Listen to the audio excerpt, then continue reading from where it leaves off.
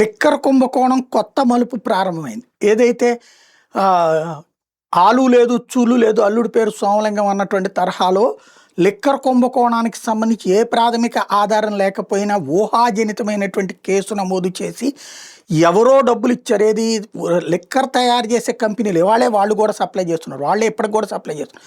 అదే కంపెనీలు జగన్కి లంచం ఇస్తే జగన్ ఆ డబ్బులు తీసుకెళ్ళి చెవిరెడ్డి భాస్కర్ రెడ్డికి, లేకపోతే చైతన్యకి, లేకపోతే ఇంకోళ్ళకి ఇచ్చి ధనుంజయ రెడ్డికి, వీళ్ళందరికీ ఇచ్చేసేసి ఆ డబ్బులతో వ్యాపారం చేశాడు. ఒకవైపు 3,500 కోట్ల రూపాయలు తీసుకెళ్ళి ఎన్నికల్లో ఖర్చు పెట్టేశారు. మరొక వైపు కేసులు కట్టినటువంటి నేపథ్యంలో అట్లా జరిగుంటే కనుక అన్ని వేల కోట్ల రూపాయలు జరిగిందని ఎఫ్ఐఆర్ కట్టారు, ఛార్జ్షీట్ పెట్టారు, కొంతమందిని అరెస్ట్ చేశారు కూడా. కాబట్టి అంటే ఎన్నికలలో 3,500 కోట్ల రూపాయలు డబ్బులు రొటేట్ అయినాయి, పంచారు అని తేలింది. కాబట్టి ఎన్నికలే రద్దు చేయాలంటూ ఏదైతే జడ శ్రవణ్ కుమార్ వాదనలు వినిపించుకొచ్చినటువంటి నేపథ్యంలో తాజాగా జై భీమ్ భారత్ పార్టీ ప్రధాన కార్యదర్శి ఇచ్చినటువంటి కంప్లైంట్ నేపథ్యంలో లిక్కర్ కుంభకోణంలో సిట్టి వేదిక మీదన ఇవాళ ఎన్నికల కమిషన్ విచారణ ప్రారంభించి జేబీ పార్టీ ప్రధాన కార్యదర్శిని విచారించింది election commission of India.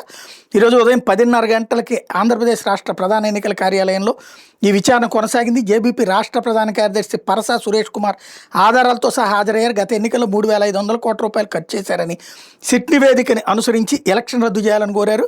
City అధికారులను కూడా విచారించమని పిటిషనర్ కోరారు. పిటిషనర్ దగ్గర ఉన్న ఆధారాలను పరిశీలనకు అంగీకరించింది ఎన్నికల కమిషను. విచారణ మళ్ళీ జనవరి 29వ తేదీకి వాయిదా వేయడం అన్నటువంటిది కీలకమైనటువంటి అంశం. ఓవరాల్గా ఎలక్షన్ కమిషన్ ఆఫ్ ఇండియా ఈ అంశంలో విచారణ ప్రారంభించడం అన్నటువంటిది కీలకమైనటువంటి పరిణామం.